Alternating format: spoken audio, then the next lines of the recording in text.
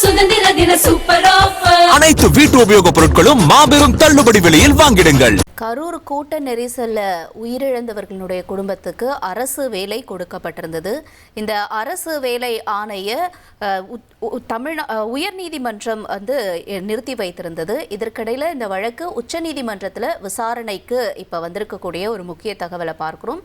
உச்சநீதிமன்றம் என்ன சொல்றாங்க இந்த விவகாரத்தில் அப்படிங்கிறத கேட்கலாம். கூடுதல் தகவல்களோட செய்தியாளர் வெங்கடேசன் இணைஞ்சிருக்காரு. வெங்கடேசன், வணக்கம். உயர் நீதிமன்ற உத்தரவை ஏத்துக்கிட்டாங்களா உச்சநீதிமன்றம், அல்லது என்ன சொல்றாங்க, என்னென்ன வாதங்கள் முன்வைக்கப்பட்டுச்சு? வணக்கம். தமிழக வெற்றிக் கழகம் சார்பில் கரூரில் கடந்த ஆண்டு செப்டம்பர் மாதம் முதல்வர் விஜய் பங்கேற்ற தேர்தல் பிரச்சார கூட்டத்தில் நெரிசலில் சிக்கிய பெண்கள், குழந்தைகள் உட்பட 41 பேர் பலியாகினார்கள். இந்த சம்பவம் பெரும் அதிர்ச்சியை ஏற்படுத்திய நிலையில் இதுகுறித்து சிபிஐ விசாரணை நடத்தும்படி ஏற்கனவே உச்சநீதிமன்றம் உத்தரவிட்டு அந்த புலன் விசாரணை என்பது தொடர்ந்து நடைபெற்று வருகிறது. இந்த சம்பவம் தொடர்பாக ஏற்கனவே தமிழக முதல்வர் விஜய் உட்பட பலர் சிபிஐ விசாரணை நடத்திய நிலையில் கரூர் சம்பவத்தில் பலியானவர்களில் 31 குடும்பத்திற்கு கருணை அடிப்படையில் அரசு வேலைக்கான நியமன ஆணைகளை கடந்த 10ஆம் தேதி கரூரில் நடந்த விழாவில் முதல்வர் விஜய் வழங்கினார். இதை எதிர்த்துதான் நாம் தமிழர் கட்சியின் மீனவர் பாசறை நிர்வாகி தீரன் திருமுருகன், மதுரையைச் சேர்ந்த சீனி முகமது, திண்டுக்கல் மாவட்டத்தை சேர்ந்த சந்தோஷ்குமார் உள்ளிட்டோர் தாக்கல் செய்த மனுக்களை விசாரித்த சென்னை உயர்நீதிமன்றம் அந்த கரூர் கூட்ட நெரிசலில் உயிரிழந்தவர்களின் குடும்பத்திற்கு அரசு வேலை வழங்கிய அரசாணையை ரத்து செய்து கடந்த மாதம் 27ஆம் தேதி ஒரு தீர்ப்பை கூறியது. இந்த தீர்ப்பை எதிர்த்துதான் தமிழ்நாடு அரசின் சார்பில் ஒரு மேல்முறையீடு மனு என்பது தாக்கல் செய்யப்பட்டது. இந்த மனுவை உச்சநீதிமன்ற நீதிபதிகள் JB பார்த்திவாலா, K வினோத் சந்திரன் ஆகியோர் அடங்கிய அமர்வு விசாரித்தது.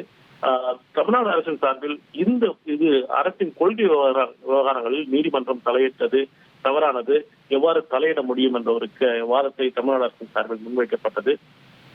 மனுதாரர் சார்பில் இந்த மதுரை உயர்நீதிமன்றத்தில் தாக்கல் செய்த அந்த மனுதாரரும் இந்த வழக்கில் எதிர்மனுதாரர் சார்பில் இந்த வழக்கில் உரிய முடிவை எடுக்க முடியாது, தமிழக அரசுக்கு அதிகாரம் இல்லை என்ற ஒரு வாதத்தை முன்வைத்தது. அப்போது நீதிபதிகள் இந்த விவகாரத்தில் குறிப்பாக இது போன்ற ஒரு கரூர் கூட்ட நெரிசல் போன்ற ஒரு துயர சம்பவத்தில் பலியான குடும்பங்களுக்கு அரசு வழங்கினால் என்ன தவறு என்றும், ஒருவேளை அந்த குடும்பத்திலிருந்து அனைவரும் இறந்து ஒரே ஒருவர் மட்டும் இருந்திருக்கும் பட்சத்தில் அரசு ஏன் இது போன்ற ஒரு அரசு கருணை வேலையை வழங்கக்கூடாது என்ற ஒரு கேள்வியை எழுப்பினார்கள். இருப்பினும் இந்த விவகாரம் தொடர்பாக விரிவான பதில் மனு தாக்கல் செய்ய வேண்டும் என்ற ஒரு உத்தரவை இந்த எதிர்மனுதாரர்களான நாம் தமிழர் கட்சியின் மீனவர் பாசறை நிர்வாகி தீரன் திருமுருகன், சீனி முகமது, சந்தோஷ்குமார் உள்ளிட்டோருக்கு இந்த உச்சநீதிமன்றம் உத்தரவிட்டதுடன் இந்த வழக்கில் முன்னதாக உச்சநீதிமன்றம் இந்த அரசாணையை எதிர்த்து ஏன் தாக்கல் செய்த நபர்கள் யார் என்ற கேள்வியையும் உச்சநீதிமன்றம் முன்வைத்தது குறிப்பிடத்தக்கது. உங்களுடைய தகவல்களுக்கு நன்றி வெங்கடேசன்.